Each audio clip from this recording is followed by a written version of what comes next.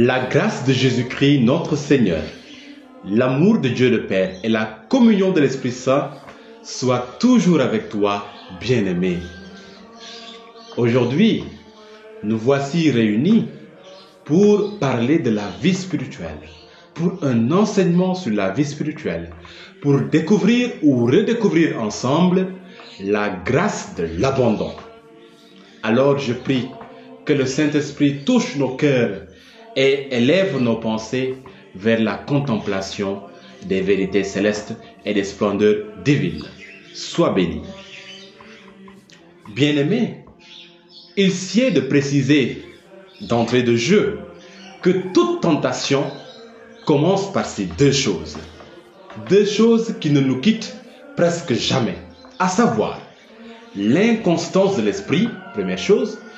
Deuxième chose, le manque de confiance ou de foi en Dieu. L'inconstance de l'esprit te conduit, bien-aimé, à vite laisser tomber tes résolutions, les bonnes résolutions que tu avais prises auparavant.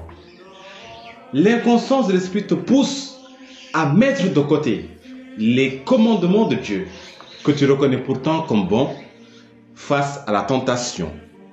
L'inconstance de l'esprit te pousse aussi à trouver, lorsque tu es en situation de tentation, un peu de bien dans ce qui était mal auparavant. C'est-à-dire de considérer que telle chose n'est pas en fait tout à fait négative, alors qu'au fond, tu sais que cette chose-là n'est pas bonne. Et de l'autre côté, à considérer qu'une chose qui était bonne pour toi ne l'est plus entièrement. C'est-à-dire, par exemple, que prier toujours n'est pas tellement une bonne chose, mais que parfois, il faut entrer dans le monde, il faut s'amuser, il faut oublier ces choses. Alors, l'inconstance de l'esprit est ce qui te pousse à raisonner ainsi. En somme, cette inconstance te conduit à ce que l'apôtre Paul décrivait dans la lettre aux Romains, au chapitre 7, verset 19. « Je ne fais pas le bien que je veux, mais je fais le mal que je ne veux pas. » C'est la tentation, en effet, bien-aimé, qui profite de la faiblesse humaine pour nous malmener de la sorte. Et de l'autre côté, elle profite aussi, cette tentation, de notre manque de confiance en Dieu. Tu te dis parfois, je ne m'en sortirai jamais.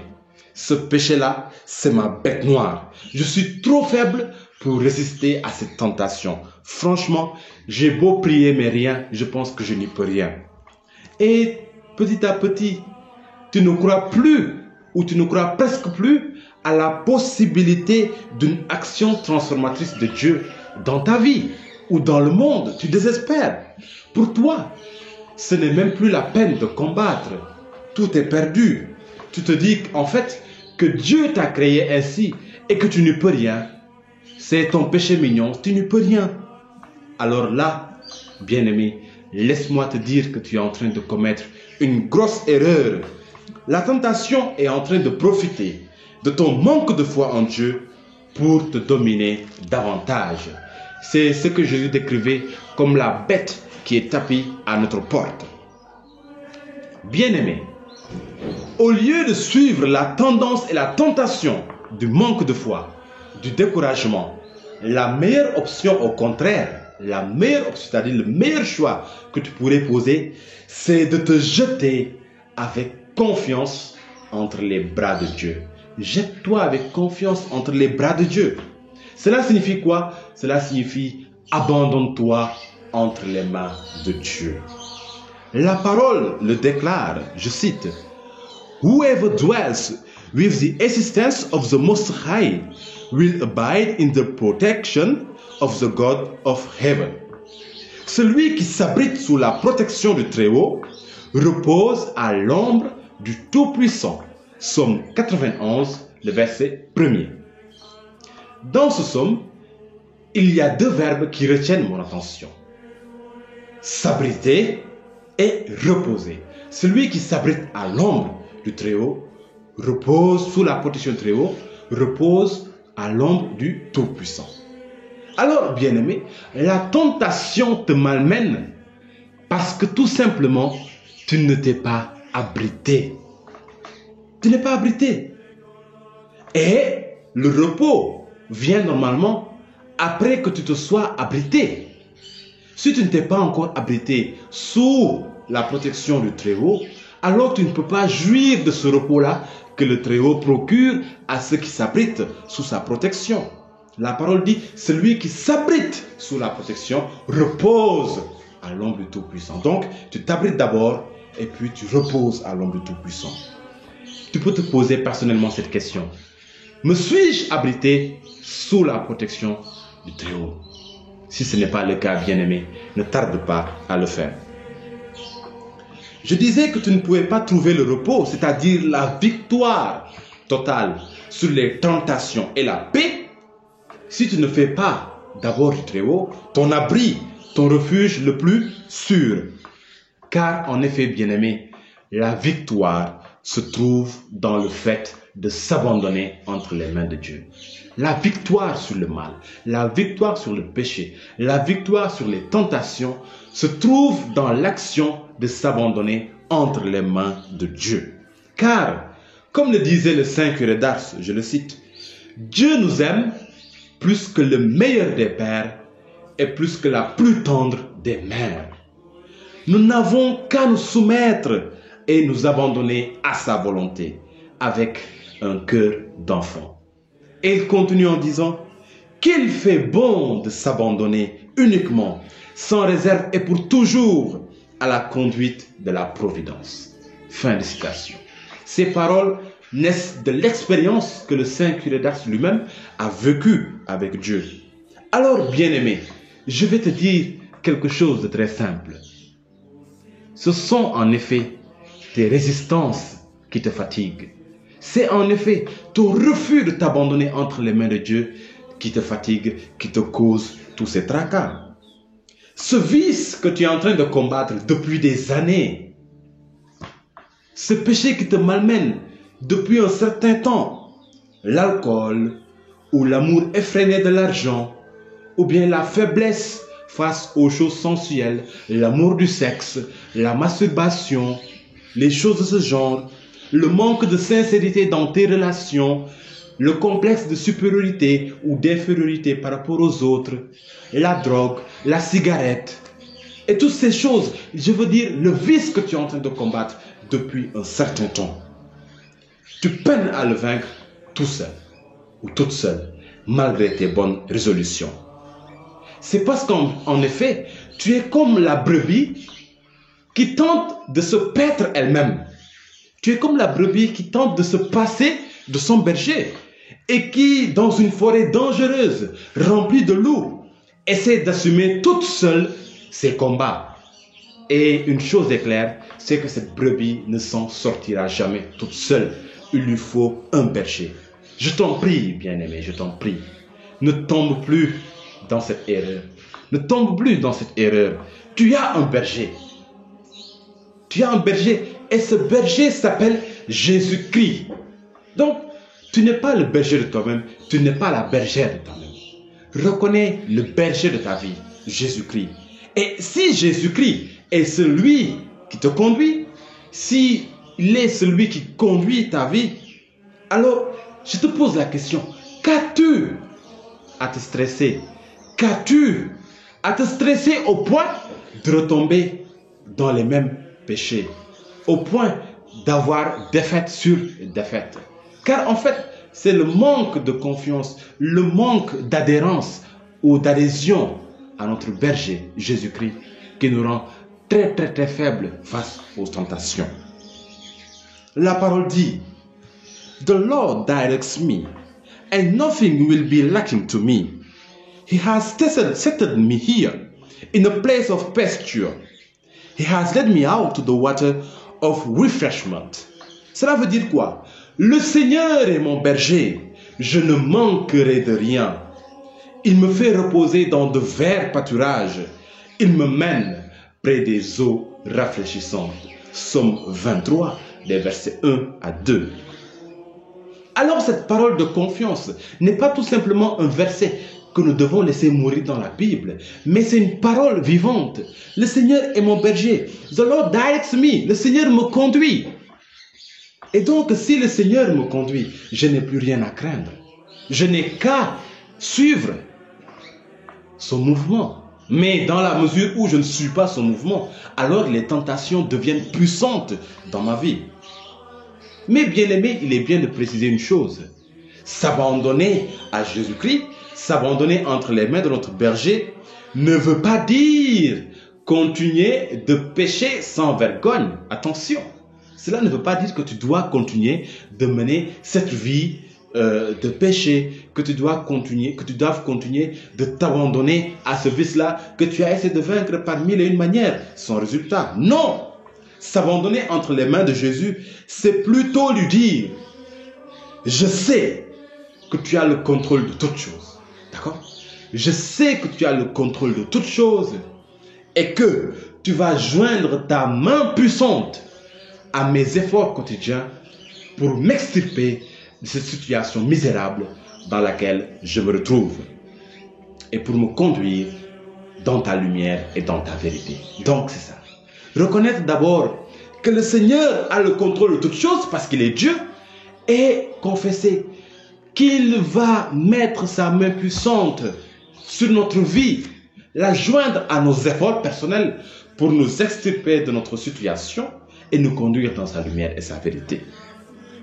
Et dans ce sens, Jésus-Christ disait lui-même à la sœur Faustine, je le cite, « Je ne rejette jamais un cœur humble.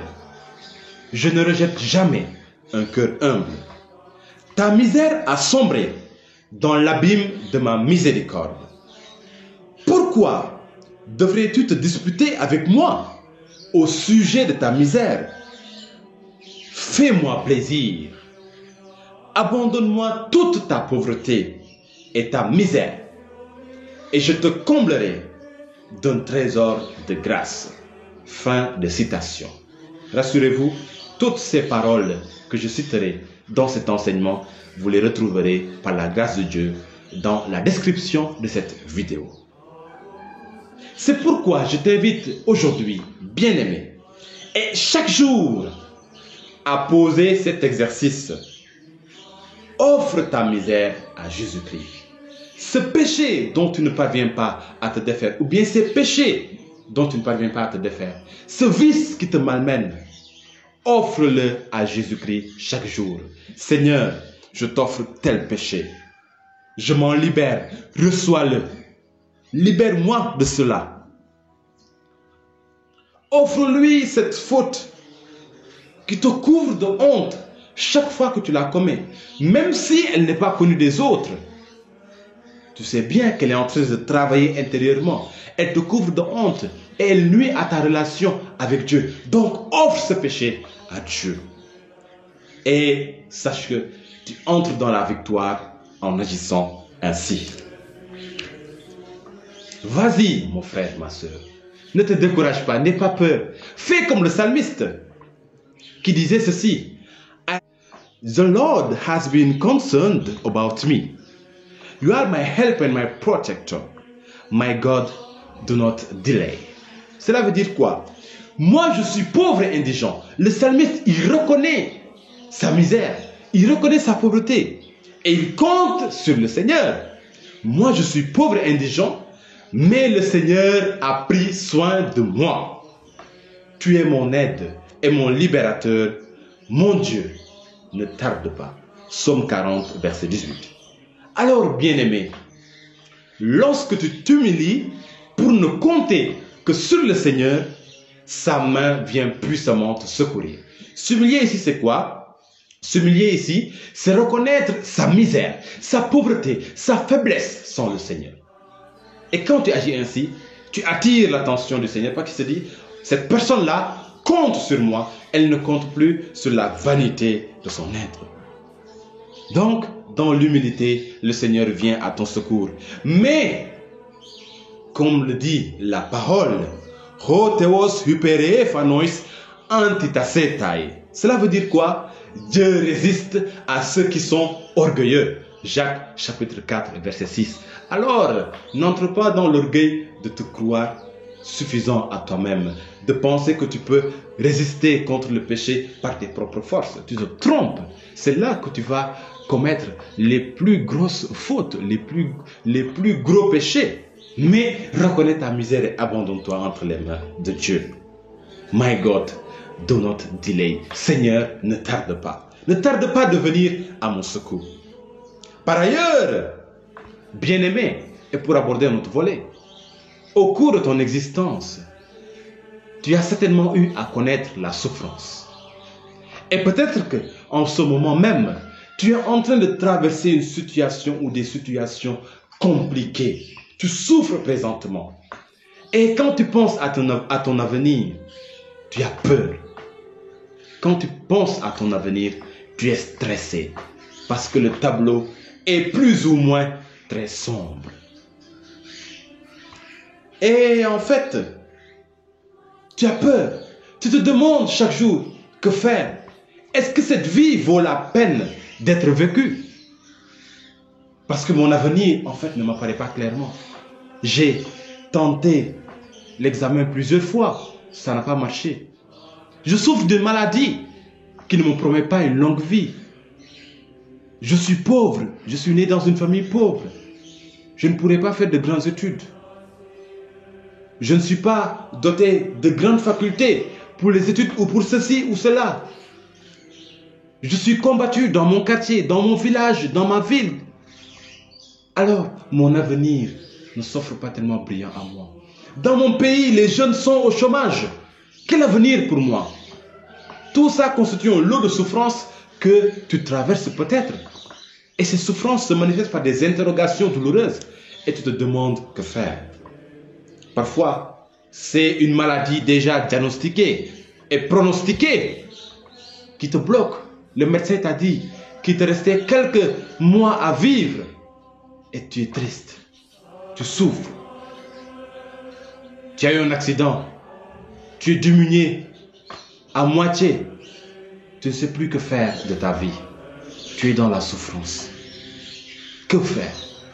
Bien-aimé, tu sais, il n'est pas rare d'entendre des gens dire que sur la souffrance, on ne disserte pas. C'est-à-dire, sur la souffrance, il ne faut pas faire de grands discours. Ce n'est pas faux si on accepte cela dans un certain sens. Mais, on a quand même le droit de donner sur la souffrance une parole de consolation, une parole de réconfort, comme l'a fait notre Seigneur Jésus-Christ. Blessed are those who mourn, for they shall be consoled. Heureux ceux qui pleurent, car ils seront consolés. Matthieu 5, verset 5. Blessed are those who endure persecution for the sake of justice. Blessed are those who endure persecution for the sake of justice. For theirs is the kingdom of heaven. Heureux ceux qui souffrent persécution pour la justice, car le royaume des cieux est à eux. Matthieu chapitre 5, le verset 10. Jésus a donné ici des paroles de consolation, des paroles d'espérance à l'endroit de ceux qui souffrent. Ainsi, il console toute personne se trouvant dans ces situations par la puissance de son esprit. Et nous aussi, nous avons le devoir de consoler. Jésus redonne par son esprit l'espérance à l'humanité entière. Et il crée lui-même l'espérance par le salut qu'il procure à toute cette humanité. Aussi, bien-aimé, je veux te dire par là que toute souffrance doit être portée avec le Christ. C'est-à-dire que quelle que soit la situation que tu as traversée dans ton passé, quelle que soit la souffrance que tu endures présentement, porte-la avec Jésus-Christ. Ne l'endure pas tout seul. Porte-la avec Jésus-Christ. Ne souffre jamais, quelle qu'en soit la nature et l'intensité, sans inviter Jésus à la porter avec toi. Je t'en supplie. En ces moments, tu ne peux jamais trouver un meilleur ami ni une meilleure consolation que Jésus-Christ lui-même. Et c'est pourquoi, si du fond de ta souffrance, tu es capable de demeurer dans cette intimité cette relation d'amour avec Jésus. Je veux dire par là, si au cœur de ta souffrance, tu es avec Jésus, sans te lamenter, sans pleurnicher sur ton sort, sans maudire Dieu, sans courir de gauche à droite pour trouver des solutions humaines et des solutions mystiques, alors, bien-aimé, laisse-moi te dire que Dieu va t'assister et te délivrer, car il sait deux choses. Dieu va te délivrer car il sait deux choses. Il sait quand il a prévu de te délivrer de ton mal pour ton plus grand bien et comment il va te délivrer de ton mal pour sa plus grande gloire. Donc Dieu sait ces deux choses-là. Il sait quand il va te délivrer de ton mal pour ton plus grand bien, c'est-à-dire le moment favorable, et comment, c'est-à-dire la manière dont il va te délivrer de ton mal pour sa plus grande gloire. Alors, ce qu'il te demande, ce que Dieu te demande, bien-aimé, en ces moments d'épreuve que tu traverses, c'est de lui faire confiance, de lui ouvrir ton cœur, ton esprit et ton âme, et de t'abandonner entièrement entre ses bras. Est-ce que tu te rappelles, bien-aimé, cette parole et combien Dieu est fidèle à ses promesses? Come to me, all you who labor and have been burdened, and I will refresh you. Come to me, all you who labor and have been burdened, and I will refresh you. Take my yoke upon you and learn from me, for I am meek and humble of heart, and we shall find rest for your souls. Cela veut dire quoi? Venez à moi, vous tous qui êtes fatigués, vous qui êtes fatigués et qui ployez sous le fardeau, et moi, je vous soulagerai. Ainsi parle le Seigneur. Prenez sur vous mon joug. Take my yoke upon me. Take my yoke upon you. Prenez sur vous mon joug et recevez mes leçons, car je suis doux et humble de cœur. For I'm meek and humble of heart. Et vous trouverez le repos de vos âmes. Matthieu chapitre 11, les versets 28 à 29. Venez à moi, vous tous qui êtes fatigués. Bien-aimés, c'est dans ta fatigue que tu ressens le besoin de Dieu. Si tu ne te sens pas fatigué, tu ne peux pas sentir parfois que tu as besoin de Dieu. Et Dieu sait en effet que tu es fatigué. Dieu reconnaît que ta souffrance t'a causé beaucoup de peine, beaucoup de tort. Tu es fatigué, va à Dieu, car il t'attend. Pourquoi donc te sens-tu fatigué, mais refuses-tu toujours de t'abandonner entre les mains de Dieu? Pourquoi te sens-tu fatigué, mais refuses-tu toujours d'aller à Dieu?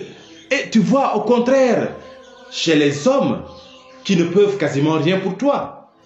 Tu sais bien que nous sommes dans un monde où chacun a ses problèmes et la majorité ne parvient pas à régler ses propres problèmes. Alors, comment les hommes pourront-ils régler tes problèmes alors que leurs propres problèmes ne sont pas résolus? Et Dieu te demande d'aller à lui, toi qui es fatigué. Donc, bien-aimé, n'hésite pas, va à lui, ne te retiens pas. Qu'as-tu à attendre encore? La parole dit que le Seigneur est mon rempart. Le Seigneur est le rempart de ma vie. Il est le rempart de ta vie. Alors, de quoi devrais-tu avoir peur, bien-aimé? La parole dit, il m'abritera dans sa demeure au jour de l'adversité. Il me cachera dans le secret de sa tente. Il m'établira sur un rocher. Au jour de l'adversité, il me cachera dans le secret de sa tente. Tu es dans l'adversité. Le Seigneur est capable de te cacher dans le secret de sa tente, c'est-à-dire dans la paix de son cœur. Cette paix mystique que tu ressens dans la foi, l'espérance et l'amour.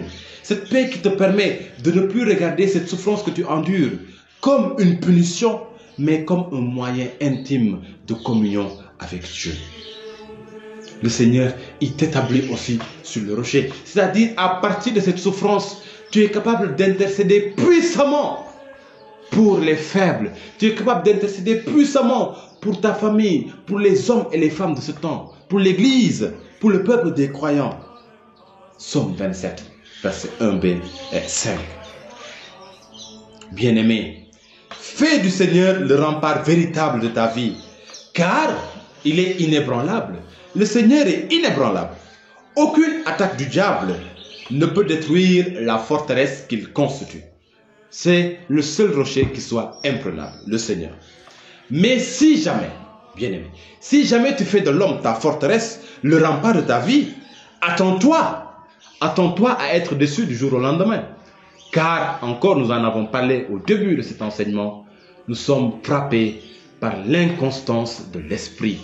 L'homme peut s'engager à te défendre, à t'être fidèle aujourd'hui et demain ne pas tenir sa promesse. Un jour ou l'autre, ce rempart humain en qui tu avais fondé ton espoir, ton espérance, peut s'écrouler et t'emporter dans sa chute.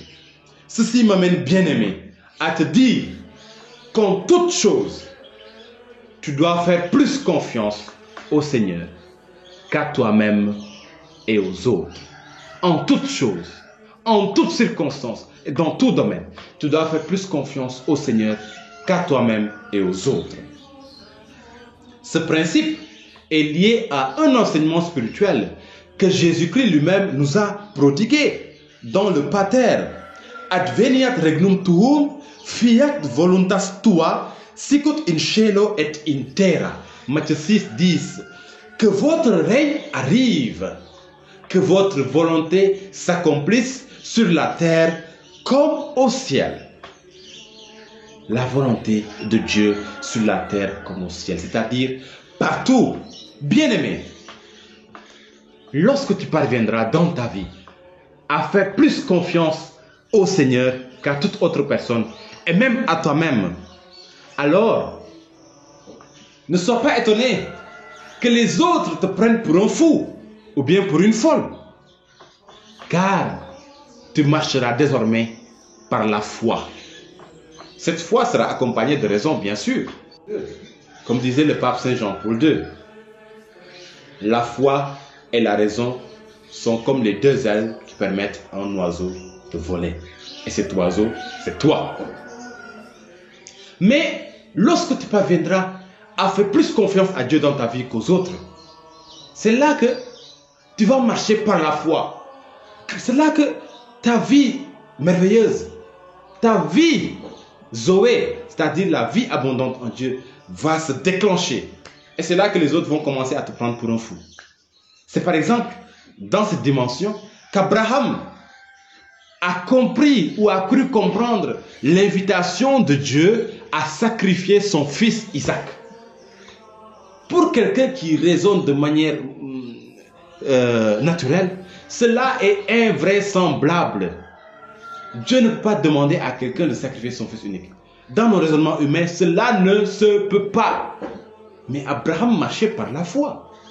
Et c'est dans cette foi-là qu'il va accueillir comme une demande cette inspiration, cette motion d'offrir son fils Isaac en sacrifice. Mais sache bien aimé, que comme l'espérance, la foi en Dieu ne trompe pas.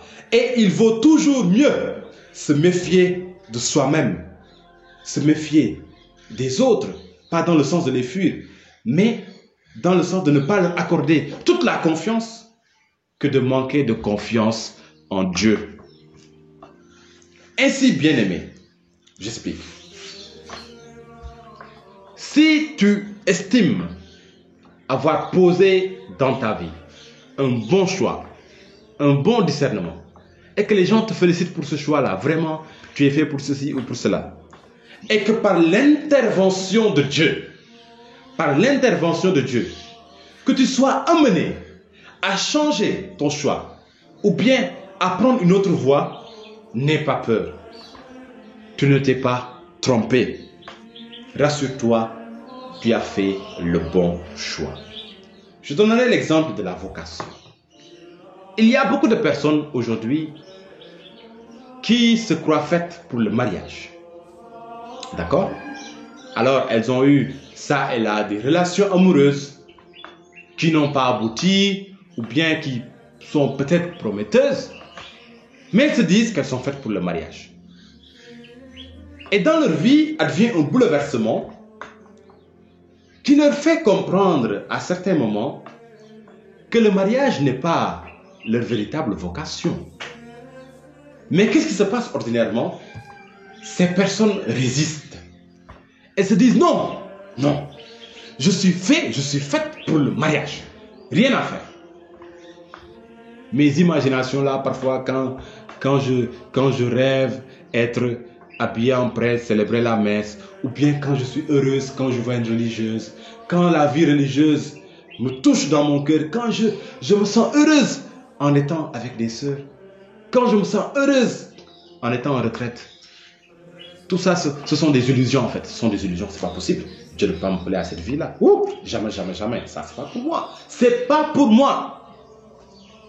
Alors c'est comme ça que le diable nous convainc de demeurer dans notre choix humain et de mettre le choix de Dieu de côté. Mais bien aimé, je le reprends. Si par intervention divine, tu sens en toi que tu dois changer ton choix, alors change-le. Tu ne te trompes pas. Tu découvriras que c'était ta vocation profonde. Quand tu auras choisi ce que Dieu t'aura inspiré, sache que tu as fait le bon choix et tu en tireras plus d'avantages. Car c'est le choix de Dieu pour toi auquel tu es appelé à répondre généreusement par la foi. Par la foi. Dieu a dit à Abraham, lève-toi, quitte ton pays vers une terre étrangère que je t'indiquerai. Abraham s'est levé, il est parti. Il était pourtant bien installé. Mais il s'est levé, il est parti. Parce qu'il a fait confiance à l'intervention divine. Il a marché par la foi. Et toi, bien-aimé, quand marcheras-tu par la foi? D'accord, ce n'est pas chose facile. Je le reconnais absolument. Et nous sommes tous dans ce combat. Ce n'est pas chose facile que de conformer toutes nos vues et nos désirs aux exigences de Dieu et à la volonté de Dieu. C'est un combat, c'est un tiraillement entre la chair et l'esprit. Mais pourtant, bien-aimé, c'est là que se trouve notre salut, c'est là que se trouve ton salut. Quand tu délaisses tes propres choix pour prendre les choix de Dieu pour toi, c'est là que se trouve ton salut. La parole dit quoi? I have not withdrawn from the comments of his lips, and the words of his mouth I have hidden in my sinews. Cela veut dire quoi? Je ne me suis pas écarté des préceptes de ses lèvres. Les lèvres de qui? Les lèvres de Dieu. Je ne me suis pas écarté de ses commandements. J'ai fait plier ma volonté aux paroles de sa bouche. And the words of his mouth I have hidden in my sinews. J'ai fait plier ma volonté aux paroles de sa bouche. Job chapitre 23, verset 12. Il utilise ici un verbe fort, le verbe plier. J'ai fait plier ma volonté. Bien-aimé, tu es appelé à forcer, à contraindre comme un vis-à-vis ta propre volonté à se plier à la volonté de Dieu. C'est un mouvement de force. Quand Jésus parle de ceux qui s'emparent du royaume de Dieu, il dit les violents s'emparent du royaume de Dieu. Mais il y a une certaine violence parfois qui est nécessaire dans notre vie de foi. La violence qu'on se fait soi-même pour correspondre parfois à la volonté de Dieu. Parfois ta chair te dit fais ceci. Et toi tu te fais violence. Tu dis non, je ne fais pas. Parce que Dieu a dit de ne pas faire. Je me fais violence. Je contrains ma volonté. Je contrains ma chair à refuser ceci. Et c'est par cette violence qu'on s'empare du royaume des cieux. Alors bien-aimé, je répète, tu es appelé souvent à forcer, à contraindre comme un vis-à-vis, comme un camarade, ta propre volonté à se plier à la volonté de Dieu. Comme le disait Saint Maximilien Kolbe, c'est cela la sainteté, c'est-à-dire la petite volonté dans la grande volonté. Ma volonté dans la volonté de Dieu. Et pas la volonté de Dieu dans ma volonté.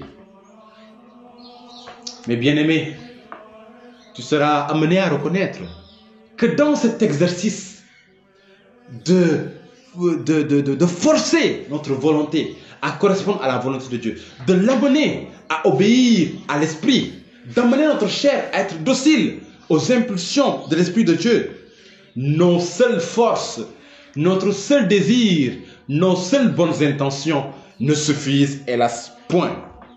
Il nous faut pour cela le secours de Dieu. Sine me, nihil potestis facere. Sans moi, disait le Seigneur, vous ne pouvez rien faire. Sa parole nous montre aussi la prière de foi à cet effet. Doceme facere voluntatem tuam, quia Deus meus estu. Apprends-moi à faire ta volonté. Apprends-moi à faire ta volonté, car toi, tu es mon Dieu. Et c'est la parole de Dieu qui nous apprend cette prière. Apprends-moi à faire ta volonté. C'est-à-dire que pour faire la volonté de Dieu, c'est une école. C'est une école, il faut le reconnaître. Notre nature pécheresse ne nous aide pas à accomplir la volonté de Dieu. Nous sommes depuis le péché originel des rebelles. Et donc c'est un combat ardu contre notre chair pour que nous puissions obéir à la volonté de Dieu. Et c'est pourquoi nous avons besoin. Et bien aimé, je t'exhorte de dire cette prière tous les matins.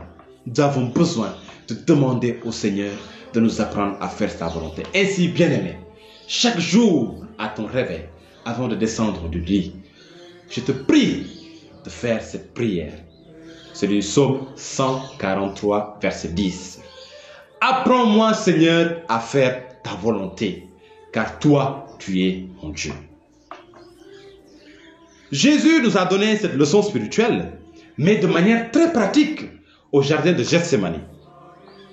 Nous avons contemplé au cours de sa passion son effort en cette heure fatidique, grave et lourde, son effort de soumettre sa volonté à celle de Dieu son Père.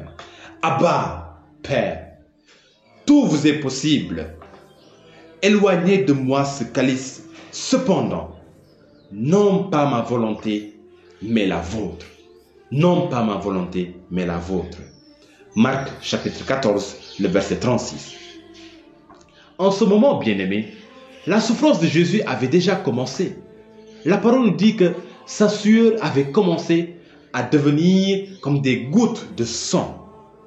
Mais le Christ avait tenu à insister, malgré toute cette souffrance, pour que tout se fît selon la volonté de Dieu son Père.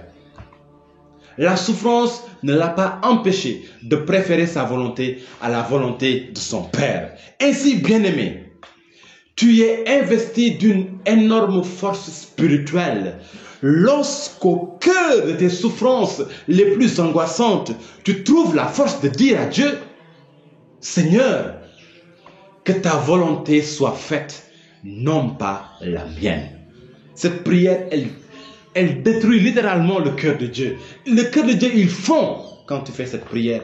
Et il te comble d'une force extraordinaire qui est capable de renverser les montagnes, les oppositions du diable dans ta vie. En imitant Jésus ainsi, bien-aimé, ce que tu fais, c'est que tu actives le niveau salvifique et sanctifiant de la volonté en toi et autour de toi. Tu actives le niveau salvifique et sanctifiant de la volonté en toi et autour de toi, puisque la parole dit que c'est en vertu de cette volonté que nous sommes sanctifiés par l'oblation que Jésus-Christ a faite une fois pour toutes, Ephapax, par l'oblation que Jésus-Christ a faite une fois pour toutes de son propre corps. Donc c'est cette volonté du Christ qu'il a subjuguée sous la volonté du Père, cette volonté qu'il a placée avec amour, comme une offrande d'amour sous la volonté du Père. Donc c'est par cette volonté que nous avons reçu la sanctification. Hébreux chapitre 10, le verset 10. Seigneur, non pas ma volonté, mais que ta volonté soit faite. Voilà une prière qui transforme notre volonté en volonté sanctifiante. Et non seulement sanctifiante, mais aussi et surtout purificatrice. Car en effet, la mortification de la volonté, l'action de contraindre notre volonté à suivre la volonté de Dieu est pour nous une purification. Bien-aimés, au purgatoire, tel est l'état de la volonté des âmes qui s'y trouvent.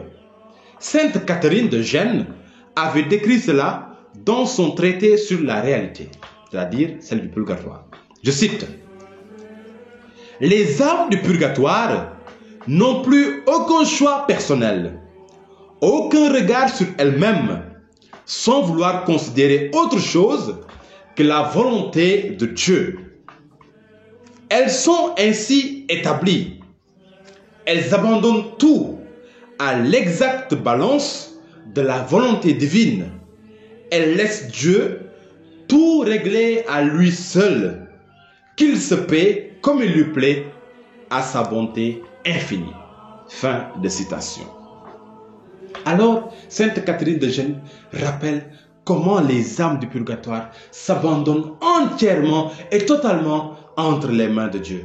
Elles n'ont plus d'autre désir que les désirs de Dieu, d'autre volonté que la volonté de Dieu, d'autre rien d'autre. Bien-aimés, rappelons que le purgatoire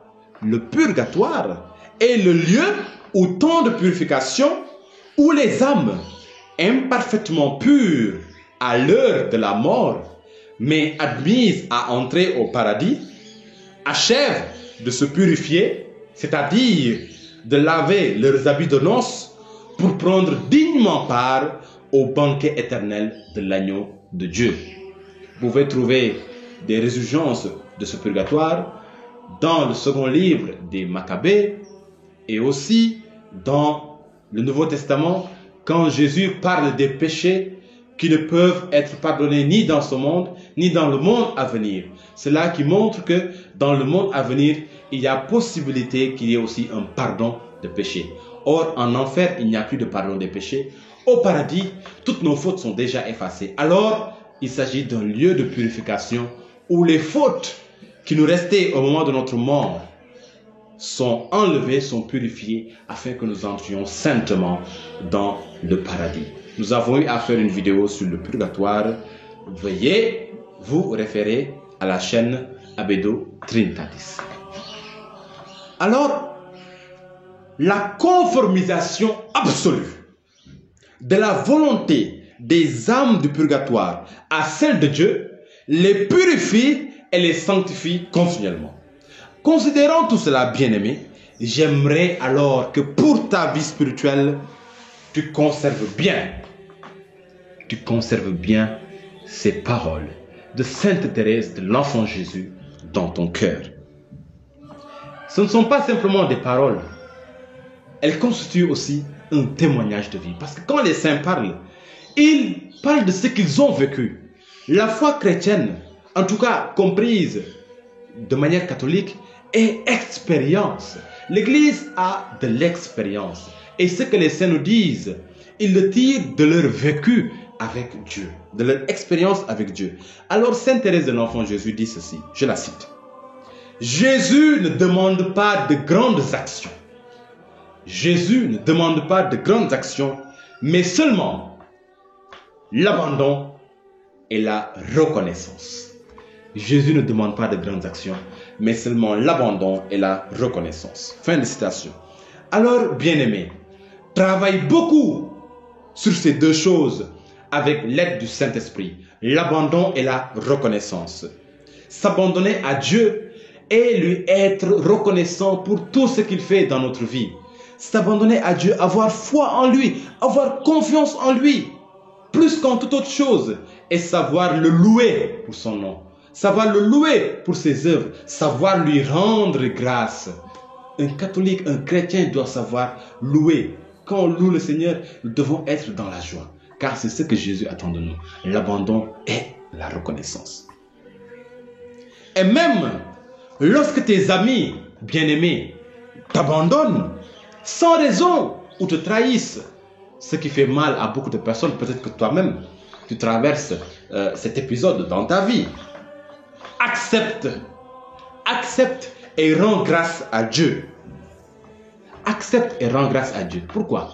Remercie Dieu de te manifester qu'il te veut pour lui seul. Eh bien oui. Remercie-le encore de désirer que tu t'abandonnes à lui. remercie-le encore plus de t'avoir séparé de ceux-là qui te séparaient de lui. En effet, parfois Dieu nous sépare de nos mauvais amis que nous considérions comme de bons amis parce que ces amis nous séparent de lui. Rends grâce à Dieu.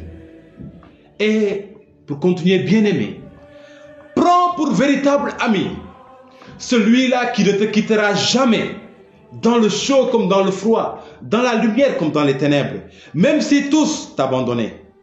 Celui qui ne va jamais te laisser sombrer dans le péché ni périr. Et c'est Dieu. N'aie pas peur, en effet, bien-aimé. N'aie pas peur de perdre l'homme pour retrouver Dieu.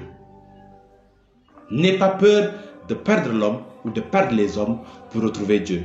Car c'est dans cette mesure que tu retrouves en fait la totalité, Dieu et les hommes. Tu ne peux pas avoir Dieu sans avoir les hommes. Ne crains pas donc de perdre l'homme pour retrouver Dieu. Ce que tu dois éviter au contraire, bien-aimé, c'est de perdre Dieu à force de trop rechercher les hommes. De perdre Dieu à force de trop rechercher ce qui plaît aux hommes. Dans cette mesure, tu auras tout perdu. Quand tu perds l'homme et que tu trouves Dieu, tu es dans la victoire. Regarde un peu comment les saints sont honorés et respectés dans le monde. C'est extraordinaire. Mais quand tu perds Dieu parce que tu as voulu avoir les hommes, regarde un peu comment les gens de mauvaise vie, comment les stars, comment les gens qui ont ainsi vécu sont traités avec mépris une fois qu'ils ne sont plus de cette terre. On les oublie. On les oublie. Alors, fais le bon choix. Choisis d'abord Dieu et tu auras Dieu et les hommes. Ta confiance et ton abandon à Dieu, bien-aimé, doivent même aller jusqu'au point sensible de la mort. Eh bien oui, nous voulons tous avoir une mort douce. Nous voulons tous avoir une mort tranquille. Les gens disent dormir la nuit et se réveiller au ciel. Beaucoup l'ont eu, mais malheureusement, pas tous. Tous ne l'auront pas. Nous voulons tous avoir une mort très douce, très tranquille. Mais, hélas, qui sait comment viendra cette mort? Qui sait quel jour et de quelle manière elle se manifestera? À cause de cela, la mort nous fait peur. La mort nous stresse. La mort te tracasse. Elle te triture les méninges. Quelqu'un disait que lorsque nous allons en enterrement, ou lorsque vous allez en enterrement, la majorité des gens ne pleurent pas en fait pour ce défunt. Mais elles pleurent en pensant à leur propre mort, en pensant au jour où elles seront conduites au cimetière et qu'on va leur chanter le requiem. Bien-aimé, n'aie pas peur de la mort. N'aie pas peur de la mort. Que ton cœur soit fort et ton esprit tranquille. Je veux que tu écoutes avec moi ces paroles, ces témoignages de saint Alphonse de Ligorie, extraites de ses considérations sur la passion de Jésus-Christ. Je le cite. Offrons-nous à Dieu en lui disant que nous voulons mourir quand il lui plaira, en acceptant la mort qu'il nous a destinée, quelle qu'elle soit, et en le priant toujours, par les mérites de la mort de Jésus-Christ, de nous faire sortir de cette vie en état de grâce. De nous faire sortir de cette vie en état de grâce. Fin de citation. Il n'y a que ça qui est important. Et je te partage aussi, bien-aimé, dans la même foulée, une prière de confiance et d'abandon que saint Alphonse de Ligorie proposait pour cela. Je la cite, cette prière. Mon Jésus est mon Sauveur, qui, pour me procurer une bonne mort, en avait choisi une si douloureuse et si désolée. Je m'abandonne entre les bras de votre miséricorde. Quand mon heure arrivera, faites que je meure, brûlant d'amour envers vous, pour continuer de vous aimer éternellement. Amen. Cette prière, vous la retrouverez dans la description de cette vidéo. Bien-aimés, à l'heure de la mort sur la croix, Jésus s'est abandonné au Père. Et sa prière devra être la nôtre. Sa prière devra être la tienne. In manus tuas commendo spiritum meum. Redimiste me Dominus Deus veritatis. Entre tes mains, je remets mon esprit. Tu me délivreras, Seigneur, Dieu de vérité. Même dans les plus petits détails, bien-aimés, abandonne-toi à Dieu. Abandonne-toi à Dieu. Fais le bon choix, même dans les plus petits détails. Fais le bon choix en mettant toute ta confiance en lui. Face aux nombreux défis qui vont se présenter tous les jours à toi. Ne crains pas de dire plusieurs fois par jour: Jésus, j'ai confiance en toi. Jésus, j'ai confiance en toi. Jésus, j'ai confiance en toi. Et quelle que soit la langue dans laquelle tu vas dire cela, le Seigneur, il t'écoute et il t'accueille. Et saint Alphonse de Liguori recommande justement ce qui suit. Je le cite. Si vous avez à prendre une décision ou à donner un conseil, commencez par vous recommander à Dieu. Puis, agissez ou répondez. À l'exemple de Sainte Rose de Lima, répétez fréquemment, très fréquemment cette prière. Dieu, viens à mon aide. Seigneur, ne m'abandonne pas à moi-même. Dans le même but, jetez souvent les yeux sur le crucifix que vous devez avoir dans votre chambre ou l'image de la Sainte Vierge. Invoquez assidûment les noms de Jésus et de Marie, surtout aux heures de tentation. Invoquez assidûment les noms de Jésus et de Marie, surtout aux heures de la tentation. Fin de citation. En effet, bien-aimé, en effet, je t'invite à ne jamais négliger la très sainte Vierge Marie dans ta vie spirituelle. Ne tombe jamais dans ce piège de Satan qui cherche à déconnecter les enfants de la femme, de cette femme elle-même. En Genèse 3, verset 15, Dieu a dit que la femme aurait une inimitié avec le serpent. Et de quelle femme il s'agit? Il s'agit de la femme qui donnera naissance au Sauveur, la Vierge Marie. Et la descendance de la femme devait piétiner la tête du serpent, l'écraser. Et le combat de Satan, c'est quoi? C'est de déconnecter la femme de ses enfants en propageant des calomnies monstrueuses. Nous aurons à revenir sur cela. Mais bien aimé, je t'invite avec insistance à chérir Marie dans ta vie spirituelle, à la porter dans ton cœur, à prendre soin d'elle. Car on ne regrette jamais d'avoir Marie à ses côtés dans notre marche à la suite du Christ. Aucune de ces prières, je reprends, aucune de ces prières, et ceux qui ont vécu des expériences avec Marie peuvent l'attester avec moi. Aucune des prières de Marie ne reste inexaucée auprès de Dieu. Dès que Marie demande, Dieu exauce. Dès que Marie demande, Dieu exauce. Dès que Marie intercède, Dieu exauce. Ne crains pas de t'abandonner, bien-aimé, entre les tendres bras de maman Marie. Quel que soit ce que tu as entendu sur elle, ne crains pas de t'abandonner entre les bras de Marie. L'expérience vaut mieux que les préjugés. Abandonne-toi entre ses bras comme un enfant avec sa mère, car Marie a tiré d'affaire un nombre incalculable d'âmes qui filaient tout droit vers l'enfer. Écoute donc, bien-aimé, cette anecdote vraie que je vais te raconter et fais toi-même le discernement.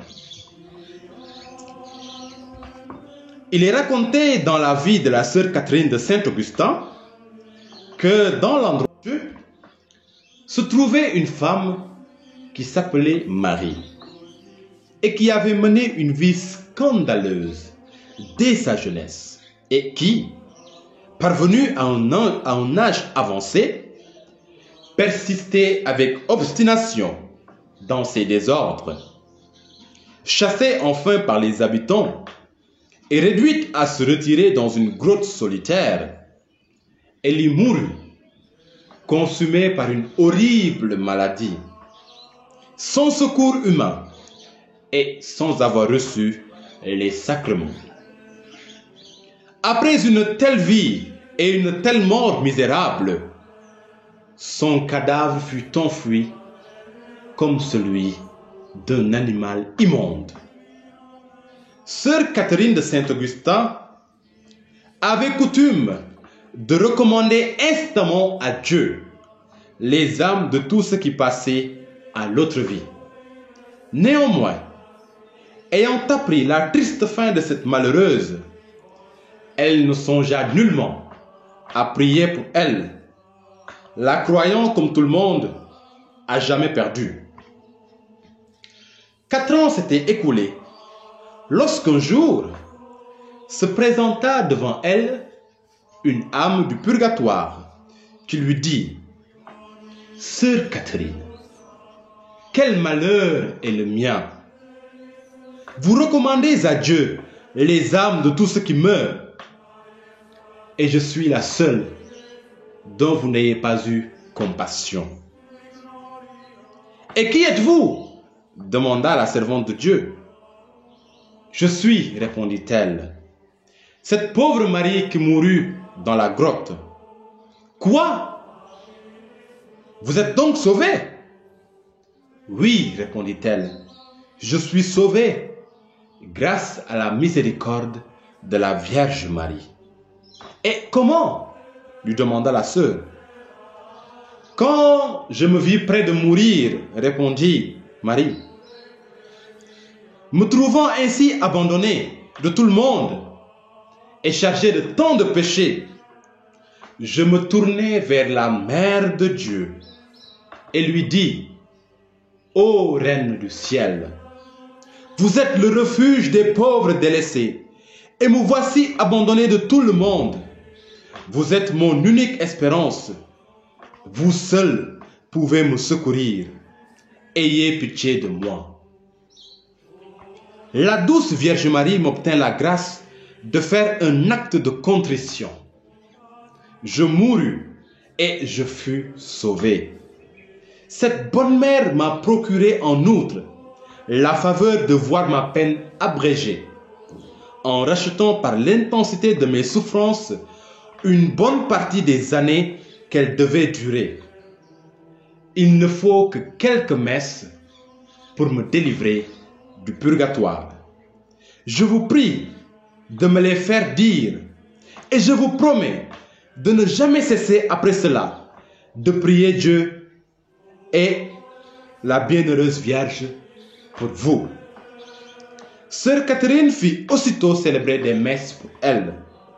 Et au bout de quelques jours, cette âme lui apparut de nouveau, plus brillante que le soleil, et lui dit: « Je vous remercie, ma chère Catherine. Je vais maintenant en paradis chanter les miséricordes de mon Dieu et prier pour vous. » Voilà.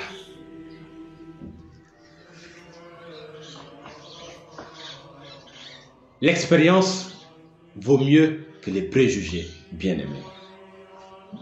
Conscient de l'attention extraordinaire de la Vierge Immaculée, le pieux Louis de Blois s'écriait, je le cite: « Ô Marie, quel sera l'insensé, le malheureux qui refusera de vous aimer, vous, si aimable et si généreuse envers ceux qui vous aiment. Vous éclairez l'esprit de ceux qui s'adressent à vous dans leurs doutes et leurs perplexités. Vous consolez dans leurs afflictions ceux qui se confient en vous. Vous secourez ceux qui vous invoquent dans le péril. Je vous salue donc, espérance des désespérés et secours des abandonnés. Ô Marie, vous êtes toute puissante, puisque votre Fils vous honore au point d'accomplir sans retard tous vos désirs. » Fin de citation. Alors, bien-aimé, mon frère, ma sœur en Christ, que le Seigneur, par l'intercession de la Vierge Marie, de tous les saints et saintes de Dieu, t'accorde aujourd'hui et maintenant la grâce de l'abandon dans toute la largesse de son amour, et qu'il bénisse ta vie et celle des tiens, in nomine Patris et Filii et Spiritus Sancti. Amen. Sois béni.